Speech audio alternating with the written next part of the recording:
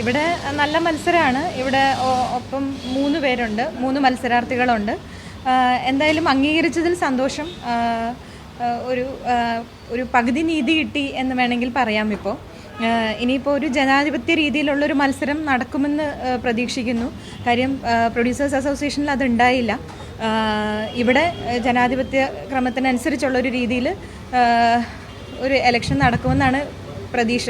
അങ്ങനെ നടന്നാൽ ജയിക്കുമെന്ന് തന്നെ ഞാൻ പ്രതീക്ഷിക്കുന്നു.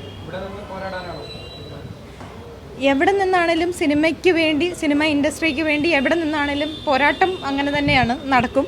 അപ്പോൾ ചേംബർ എന്ന് പറയുന്നത് എപെക്സ് ബോഡിയാണ്. പ്രൊഡ്യൂസേഴ്സ് അസോസിയേഷൻ, ഡിസ്ട്രിബ്യൂട്ടേഴ്സിൻ്റെ, എക്സിബിറ്റേഴ്സിൻ്റെ ഒക്കെ എപെക്സ് ബോഡി ആയതുകൊണ്ട് തന്നെ ഇവിടേക്ക്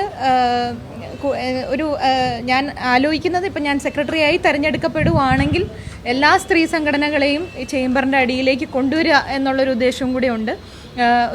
ഒരു ലേഡീസ് ഫോറം എന്നുള്ള നിലയിൽ അമ്മയിലെയും WCCയിലെയും പ്രൊഡ്യൂസേഴ്സ് അസോസിയേഷനിലെയും എക്സിബിറ്റേഴ്സിലെയും, കാര്യം എക്സിബിറ്ററിലൊക്കെ ഇപ്പം ഗിരിജ ചേച്ചിയെ പോലെയുള്ള ഒരുപാട് ആളുകളുണ്ട്. അപ്പോൾ അതേപോലെയുള്ള എല്ലാ സ്ത്രീകൾക്കും ഒരു സ്പേസ് ഉണ്ടാക്കിയെടുക്കുക, ചേംബർ പോലുള്ളൊരു ഇതിൻ്റെ അടിയിലേക്ക് എല്ലാവരെയും കൊണ്ടുവരിക, ഒരു കുടക്കീഴിലേക്ക് എല്ലാവരെയും കൊണ്ടുവരിക എന്നുള്ളൊരു ഉദ്ദേശവും കൂടെ ഉണ്ട്.